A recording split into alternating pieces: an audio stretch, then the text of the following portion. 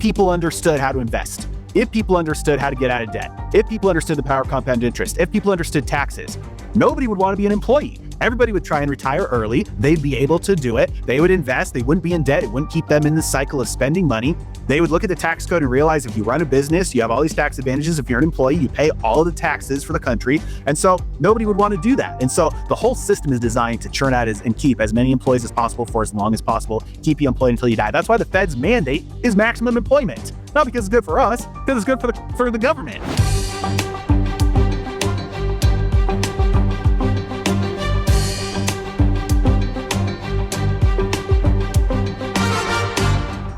This is Little by Little with Andy Schectman. All right, everybody, welcome back to another episode of Little by Little. I am very, very psyched to have my buddy Joe Brown of Heresy Financial joining us today. Joe is someone I have a great deal of respect for. I've known for a little bit of time, got to know a little bit better throughout the years, but in reading about your journey, I have even more respect for you than I thought I had, and that was a lot already. So I'm going to jump right into it, man, and let you tell everyone a little bit about yourself and how you got here. And I read your humble beginnings, and I guess let's just start out by saying, how'd you go from being $30,000 in debt, newly married, working for minimum wage, to become a stockbroker, and then really ultimately a self-made success? To me, that's really the question I think I want to know. Yeah, well, first of all, thank you for having me on. The respect goes both ways. I always love hanging out with you and seeing you when we get the chance. So I think it's gonna be a lot of fun. But yeah, you're right. No, it was a difficult journey, especially at first. When my wife and I got married, we had a bunch of debt. Most of the debt was mine, and I just realized, hey, we're in this financial hole that if we keep on going this way, we're not going to be able to get out of. And at the time, like I was actually making less than minimum wage. So not because I was a server or anything on tips. I was working for a nonprofit organization where my salary, I had to like fundraise in order to pay my own salary. And I was really bad at it. So I was literally making like $3 or $4 an hour. And so it was a bad situation, a bunch of debt. My wife was making like 35 grand at the time per year. And it was like, she was rich to me. Like it was crazy. So she was the moneymaker. And I read a book by Dave Ramsey, the Total Moneymaker. It was like the getting out of debt one. And it just sparked something in me that I didn't know was there. I really enjoyed learning about compound interest and investing and what's a mutual fund and what is a stock and personal money management. So I had a friend, I was talking to him at the time about it and just trying to learn more about investing. And he was a stockbroker. And he was like, hey, if you're really interested in this, I can probably get you a job in our broker training program. And I was like, my degree is in Christian ministries. I was like, I don't know the first thing about this. He's like, I know, but I could probably get you in. They'll put you through the training, you'll get licensed, all that. And so he kind of walked me through the interview process and helped me get inside. And so that was the start of the career. And I fell in love with really learning about how money works, how the economy works. And it kind of, always felt like a game of leveling up and get a little bit of a skill here to add this to the portfolio of skills to learn how to make money. So general investing and then trading and options and, macroeconomics and sales and for a number of years, I was a stockbroker, worked my way into a high paying sales position. And at that point, we had, a good life, 2 kids at home and my wife didn't work. I was making like 250 grand a year, but I was miserable. It was like every day, I'd think, should I call out sick today, or are they gonna know that, I'm just trying not to go in today. And it was, lots of cold calling, monotonous, and, good money, good company, but I just didn't enjoy it. And I had always wanted to start my own business. In fact, through college and, up until that point, I had always tried my hand at little things, little side hustles, tried to, start an email marketing business, tried to do a couple little things on the side. And I just really didn't know what I was doing. And this is, what I talk to a lot of aspiring entrepreneurs. It's like, they're like, hey, I want to start a business. And it's like, okay, well, what skills do you have? what do you have to like? Sometimes you have to go learn a skill, and this is where I got it wrong. I went to a job for earning, and really jobs are for learning. And so I was leveling up, trying to make more and more money, and ultimately, as you know, as an employee, just you know, getting stuck in the wheel more. And if I would have approached it from the standpoint of I'm here to learn, I would have gathered enough skills earlier to be able to take that out on my own sooner. But I think you do normally have to start off doing jobs, working for other people in order to learn the skills. And so at that point, I was making good money. We had paid off all of our debt. We had some savings. We had some investments. And I just told my wife, I was like, I want to quit. I want to do this for myself. I was like, if I can make this much money for the company, I can make at least that much for myself, on my own. I have a couple skills that I think I can monetize. And so she was like, yeah, go for it. She's like, you're miserable. It's not fun being around you on a Sunday night when you know the whole week is ahead of you. So I'm going to say that Sunday nights suck the worst when you don't want to get up Monday. I get it. yeah. So I quit and, kind of cold turkey. And I was like, all right, well, I know how to sell. I know how to talk. I know how to, help people with their, finances, whether it's investing or getting out of debt or whatever it is. And so I'm going to try to do something there. So I started a podcast. I tried self-publishing some books. I started a YouTube channel. I did one-on-one consulting with people in person. It was 6 months before I made my first dollar. I did a lot of work that was completely meaningless for 6 months, didn't make a dollar. And 6 months was the runway I'd given myself. It was like the savings were starting to run low. And I was like, if I don't make money by this time, then I'm going to have to go get another job.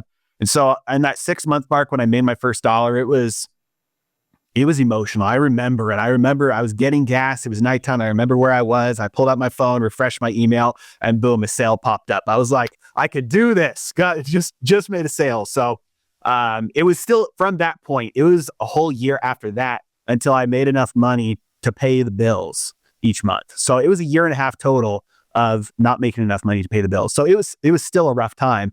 But once I kind of figured it out and cracked the code and started to get some momentum in the business, it started becoming a lot more fun. And so that's what I do now. I have my YouTube channel, social media, my private coaching program, and it's going real well. And the whole thing is just teaching people how to invest for themselves, so they don't have to pay 2.5% to an advisor who's just going to put them in a mutual fund.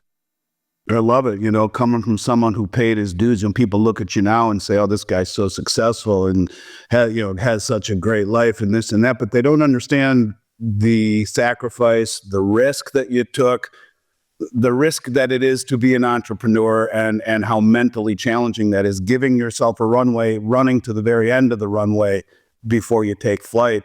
I respect that. And I'd rather take advice from someone who's fought their way to the top rather than was, given the silver pass to the top. And I think this is what gives you an awful lot of credibility. I remember the first time I heard about you, my father said, there's this guy and he lost 50 pounds and he was on YouTube, and I sent him an email and he replied to me.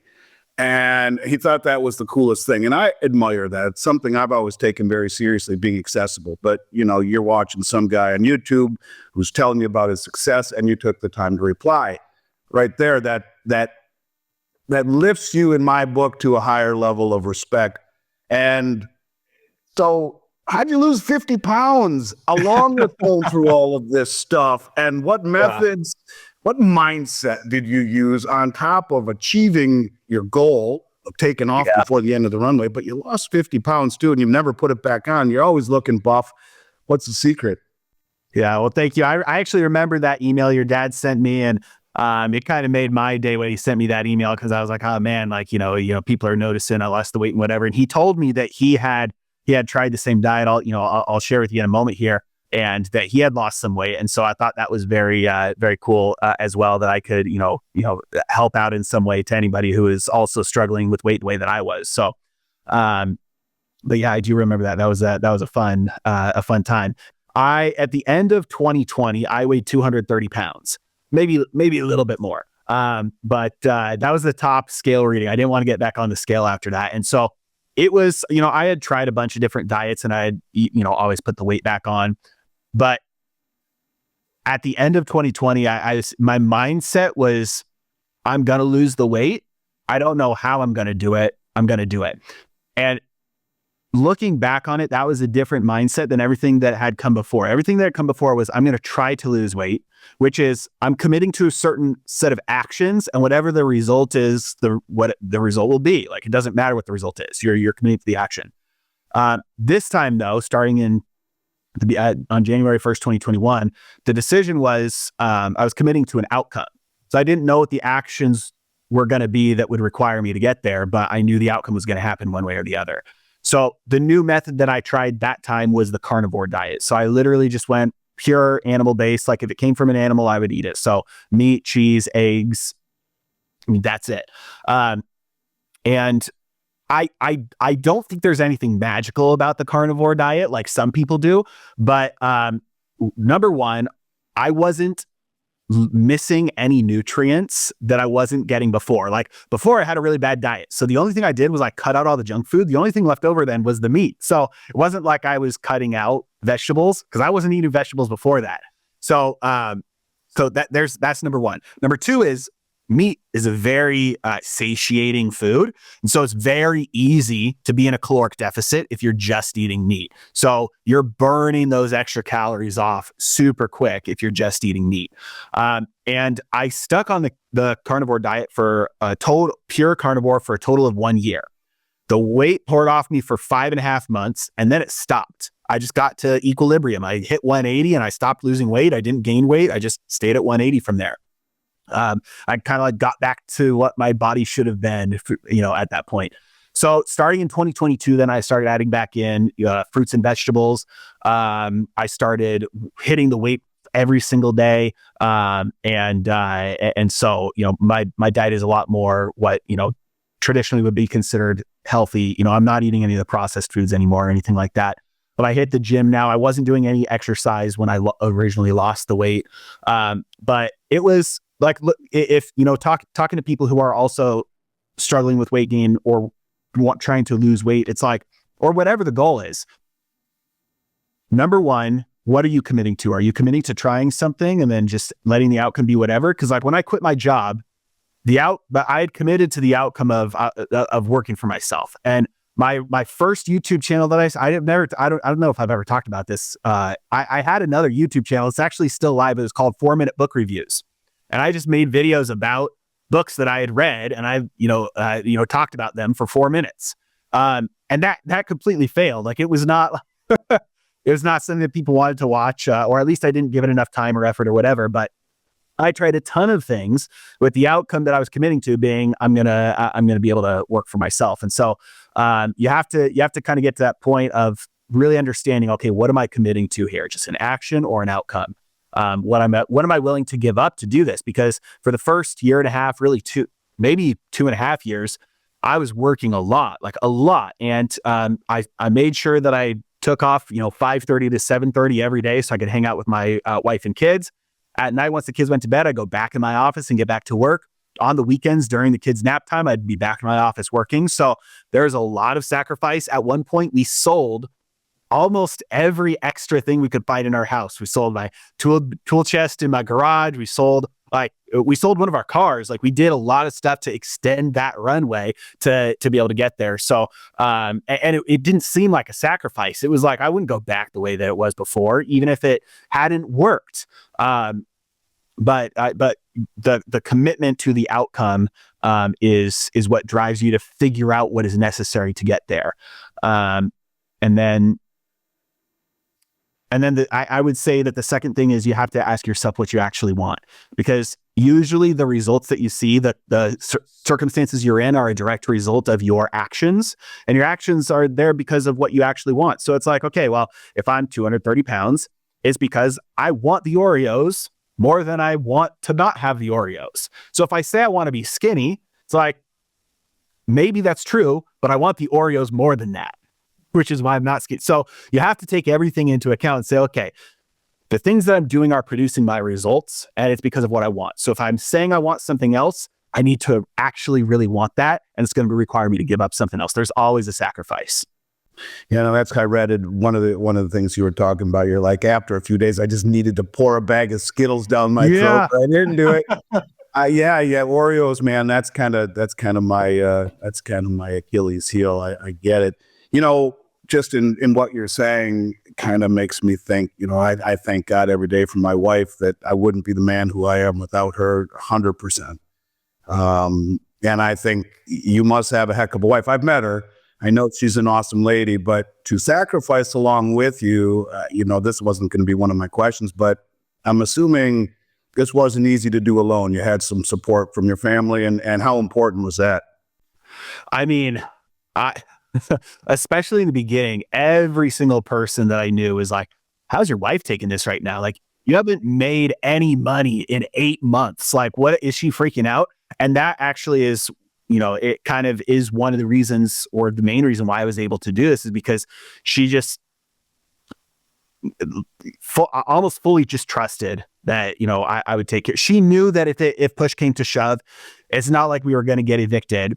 I was going to go, if I would flip burgers if that was necessary. Like I would do anything to make that work. And she knows me, she knew that. And so she really didn't carry really any of that burden at all. Other than, she manages the day-to-day money. So like if I go to the grocery store, I'm blowing through the month's budget in one day. Like I'm like, oh, that looks good. That looks good. That looks good. Throw it in the cart. So she definitely carried her portion of the responsibility to make sure we could make it as far as we needed to. But it didn't impact her. She didn't feel the burden of responsibility. She allowed me to take all that on, and I was happy to do that. And I wouldn't have, every single friend that I know that, I was working with when I quit my job, it was like, they're like, my wife would never let me quit my job. Well, Never. that's why I said it. And, hats off to her. And Yeah. I think it says a lot about building strong relationships. It's the foundation to success. And I would say in my success, my wife has a major instrument, or has been a major instrumental piece to my success and my peace of mind. And I'm happy that that's the case for you too.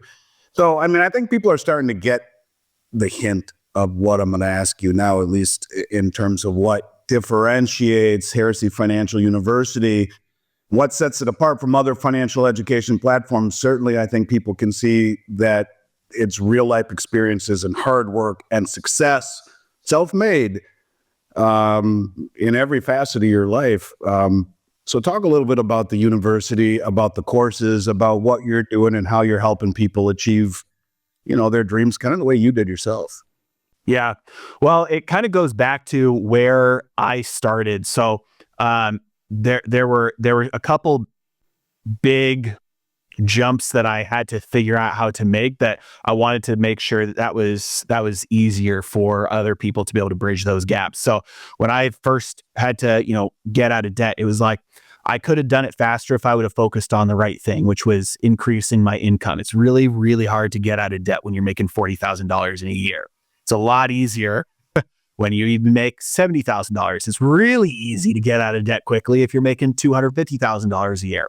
So, so there are a couple of things like that. Like when I first learned how to trade, I thought I was the next George Soros or something. I had not ideologically, but I thought I was. Yeah, I had it figured out. I was making money. I was making more money from trading than I was from my salary. I was not paying attention to my job. Like I'm talking to clients, trading in their accounts. Meanwhile, I'm trading in my account.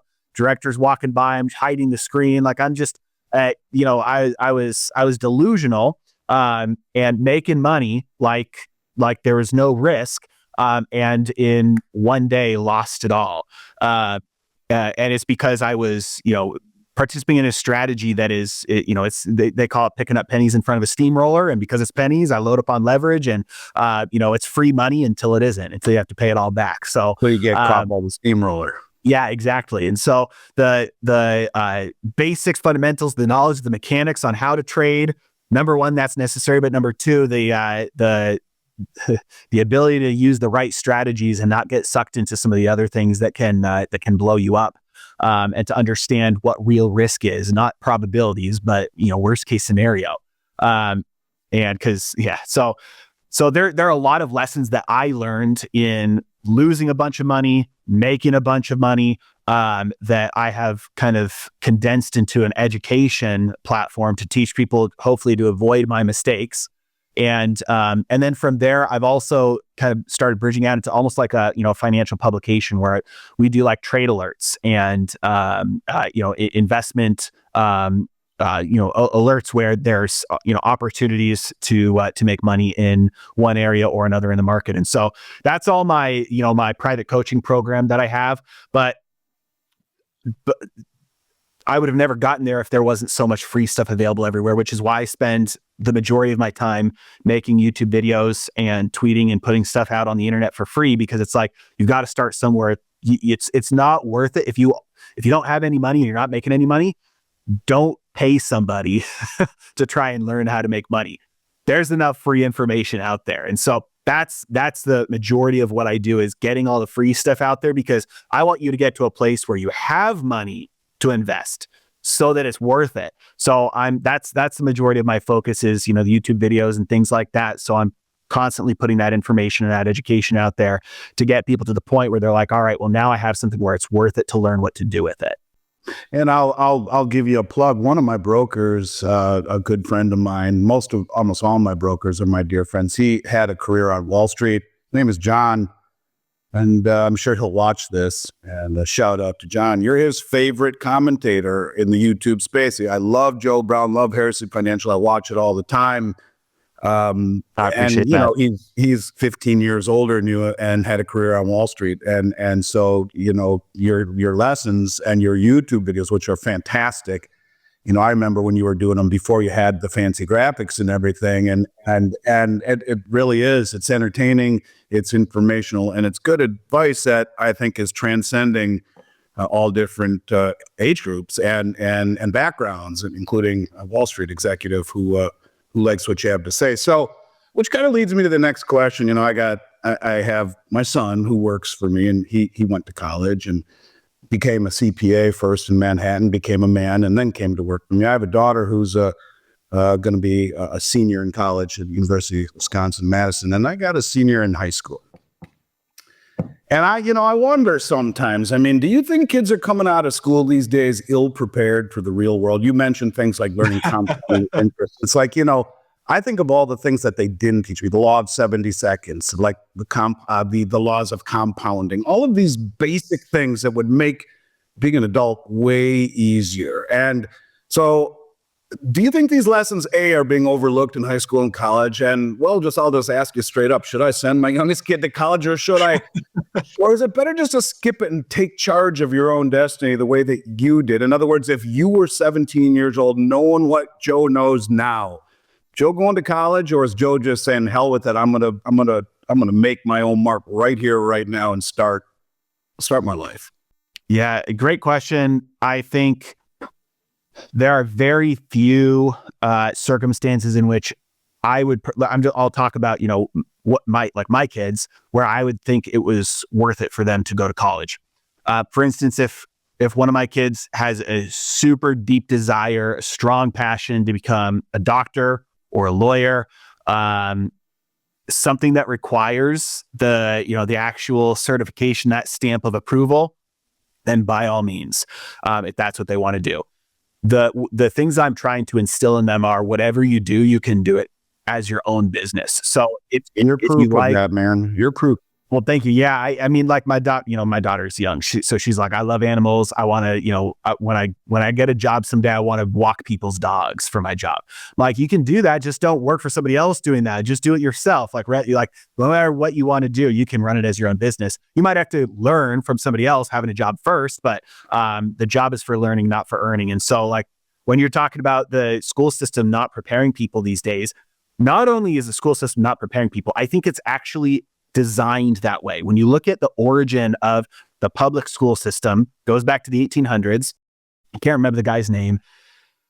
He's called the father of modern education. He went over to the Prussians. This was in the 1800s, and he saw their public school system. It was like one of the first government top-down public school systems in the world, and it was designed to turn out soldiers, and so they to create like this military country.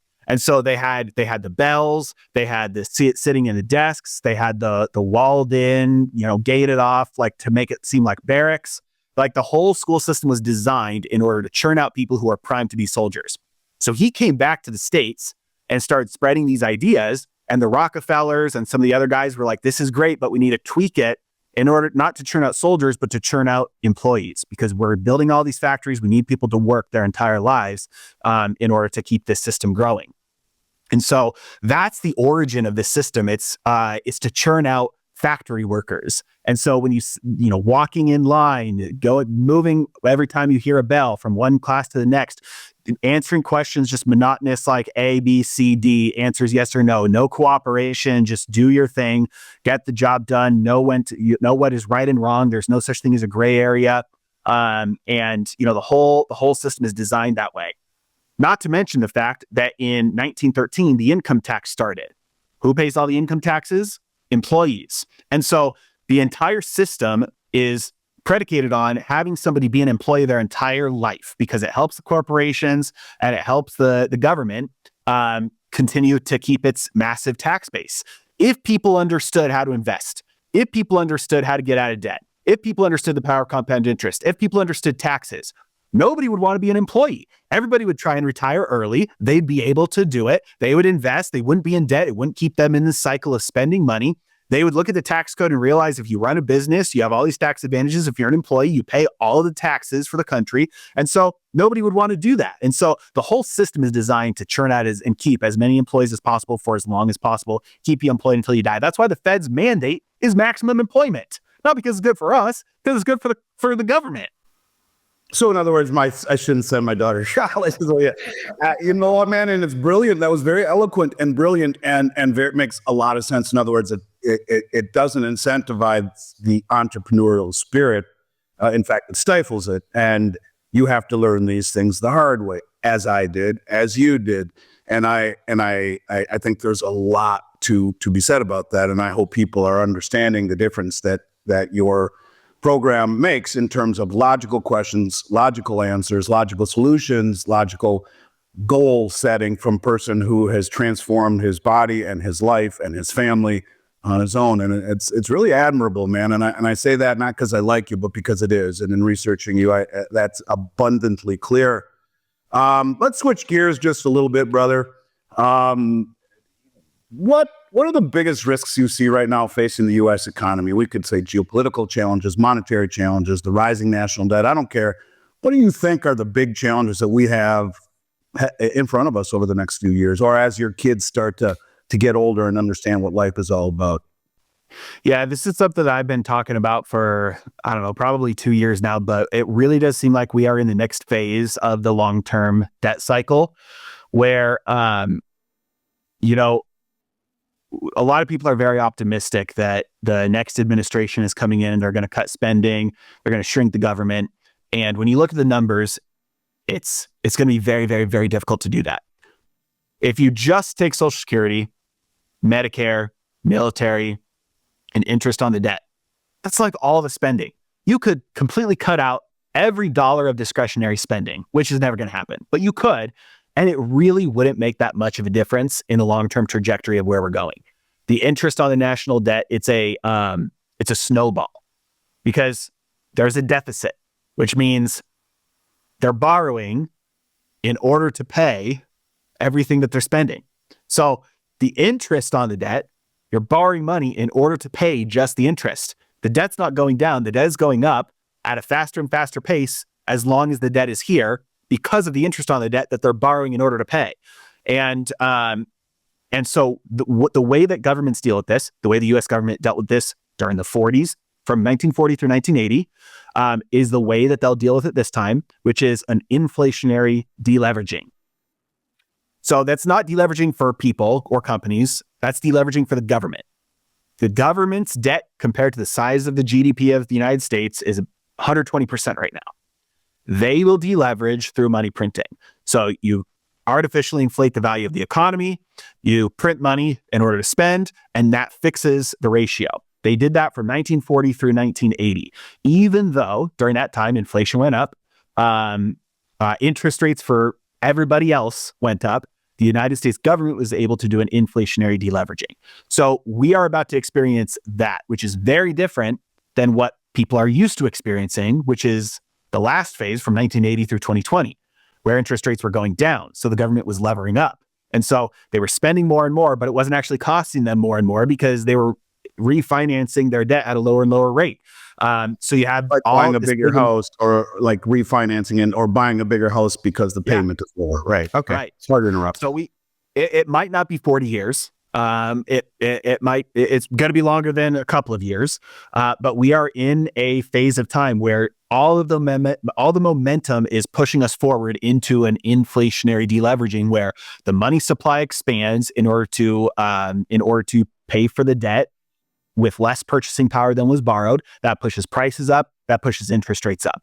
And there is not a really good chance that the next administration is going to be able to meaningfully shrink the government enough to boost productivity enough to offset the effects of that inflationary deleveraging. Completely agree. And do you think that's why when Powell lowered interest rates by 75 basis points in the last two Fed meetings, we've seen the back end of the curve go up higher? Oh, yeah. I mean, that's kind of what you're getting at. I agree. I think that's well said.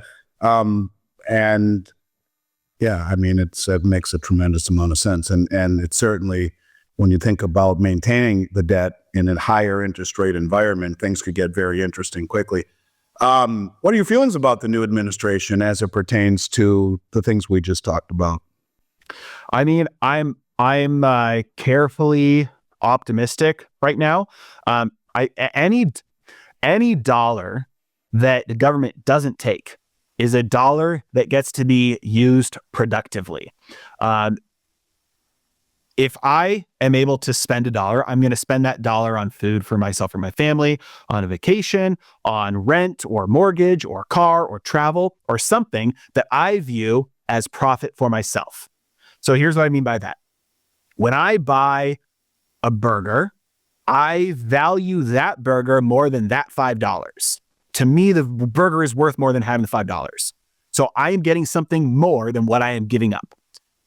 In-N-Out is also giving something up that they value less than what they are getting in return. They're giving up a burger they'd rather have the $5. That means that both parties in a free transaction profit because value is subjective. The only time exchange ever happens in a free trade, in a free exchange, when there's not force, is when both parties end up better off than they were before. You've got a bunch of strawberries, I got a bunch of bananas, we swap half of them, we're both better off. The total supply of strawberries and bananas didn't change, but you and I increased our wealth as a result of that. That's how free exchange works. Wealth grows absolutely when free exchange happens. When the government steps in and taxes or forces things through regulations, they are, by definition, changing human behavior. We're taking your dollar and we're going to spend it somewhere else. We're forcing you to choose this one thing over another. That means, by definition, people are forced into doing things that are less profitable than they would do otherwise. So the economy, the country, people are worse off by definition for every action the government takes and every dollar the government takes. So anything that reduces that is a net positive for society. Every dollar of decreased spending, every federal employee fired, every government contract that gets canceled, that is a net benefit for society. And let's say the extreme happens and 90% of government employees are fired. 90% of government contractors lose their contracts. The same thing is going to happen that happened at the end of World War II. When all the economists were afraid of a Great Depression because we'd have all these unemployed men coming home, well, guess what? We stop wasting those resources. Everybody comes home, gets to work, people are more productive than they consume, and the economy booms. The exact same thing would happen here. More wealth kept in the hands of productive people and more people producing more than they consume. That's a boom. That's not a depression. So the more we can go that direction, the better. We'll see how successful they are at doing it. Yeah, I agree. I mean, I left Minnesota, 10% top income tax bracket. They have a deficit. I moved to Florida, no income tax. The money I've saved is extraordinary, and I have been able to put it into things that would enhance the economy, and they have a surplus here. And it's and I think to your point, and that's why I'm actually kind of for tariffs if implemented the right way instead of the income tax. I think it would immediately bolster the economy. Not tariffs done in the way perhaps that kind of are masked as sanctions and financial warfare, but real tariffs that would strengthen the economy in place of giving all of this money to the government, which has no profit motive, which spends it very, very, let's just say, irresponsibly. Couldn't agree more. Again, I hope people see how fired up you're getting and how much sense you make, and take you up on your classes. It seems to me that anyone who's looking for information could certainly do a whole lot worse than checking on what you have to offer. Last question, and I'll let you go, my man. And I really appreciate you being here. It's kind of an easy one, so to speak, with what you just said. And if you could advise the government on just one change, one financial policy change, no matter how bold, what would it be and why? The freedom to leave. Everything else, I think, flows from voluntary association. When you can force somebody to stick with you, no matter what, you have every incentive to abuse that power. But if somebody is free to leave, you have every incentive to make their life as good as possible if you want them to stay. And the fact that a state cannot secede from the union means that people are essentially slaves to the federal government. The fact that an individual cannot leave and go overseas and live their life somewhere else and not use any of the benefits of the United States, but still has to pay taxes to the United States government the rest of their life, they're not free to leave. And for any American listening, this is not the norm. There are 2 countries on earth that tax individuals when they don't live in the country: the United States and a dictatorship. I think it's it's Mauritania or something like. I don't remember the exact country, but there are 2 countries on earth that do this. One is a terrible dictatorship country. The other is the United States. Everywhere else, if you are French and you don't live in France, you don't pay taxes to France. You pay taxes on wherever you live under their system. If I want to be able to have the freedom to leave, I should be able to have the freedom to leave. And yes, you can give up your citizenship, but it costs a lot of money. You already have to have another citizenship in place, which many times you have to purchase. It's only available. It's only available for the rich. And so the freedom to leave would force the system to start to self-correct, because if it gets bad enough, people will leave and it self-implodes. So the only way to correct that is to allow people to leave, allow states to leave, and then you are forced to have the best system on earth that people want to continue being a part of. I think that would start a chain reaction that would fix a lot. That was brilliant, but I lied. I got one more for you since you said All right. a thought-provoking answer. Well, let's just switch that a little bit and say, well, what do you think about Trump saying to the BRICS nations, if you even think about it, moving away from the dollar, you're out. You're not going to have access to our market. You're going to pay 100% tariffs. Is he making the same mistake that you think the government is making to the American people? Is this a mistake? Is he overplaying his hand? It could be. A lot of this that's happening right now is just talk. So we'll see what happens. It's, hey, we're going to do this, threats and, things like that to try and get everybody in line. And we'll see.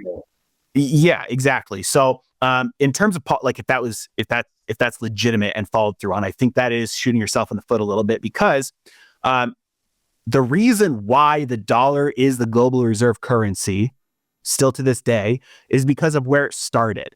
It was redeemable for gold. It was the most trustworthy way to store your wealth. And that infiltrated the entire world. And yes, there was the brief hiccup in the 70s where that all went away, but there was a correction that happened. And in terms of maintaining purchasing power for most countries, it was worth it to keep that system around. And yes, for all the problems the dollar has, it's sure a lot better than many other currencies, which is why so many countries and so many institutions around the world, when they want to borrow money, they're not able to borrow it in their own currencies. They have to borrow it in US dollars because they can't control it. So the way to make sure that your system survives and thrives is to make it attractive enough that people would want to continue to use it. If they had never messed with our money, Bitcoin would have never been invented. So the way to make your system thrive is to make it attractive. The reason America hasn't collapsed yet in terms of population is because immigration. We haven't had a birth rate above the replacement rate since the 70s. The only reason the United States population grows is because of immigration, because people want to come here to live. Maybe some of the immigration things have changed recently, but since the 70s, the reason why people come here is because they want to live here. And if you change that, if you make your place not attractive, then you shoot yourself in the foot. And if you kick people out because you're trying to strong arm them into it, now you have the incentive to try and figure out a way to leave it. Yeah, I agree. I agree. As the Chinese curse says, may you live in interesting times. Dude, you're awesome. You are filled with logic for such a young age. You're filled with a lot of logic and a lot of good information, and the passion and the proven track record. It's admirable, to say the least. How can people find out more about you? They need to be watching your YouTubes, and those that want to take a step further and take some of your courses. What's the best way to get in line with you? Yeah, just search for Heresy Financial on YouTube. You'll find me there. I'm on Twitter as well. I keep on dabbling in social media, trying to get active on there. But you'll see some of my videos pop up there on the social media sites like TikTok every once in a while. But I just say go there, and I have a free newsletter to start that you can join. I call it Letters from a Heretic. It's completely free, so it's in the bio of my my YouTube videos. So right on. We'll put links to all that in the show notes below. Joe Brown, I'd love to have you back on again, man. You're a wealth of information, and not only that, you're a good man. Thanks for spending a few minutes with us today, and I wish you and your family happy holidays, happy healthy New Year. I hope 25 is really good for your family and for you, and I look forward to catching up with you again, man. Thank you so much for having me, Andy. It was a really good time. You got it, brother. Little by Little with Andy Schectman.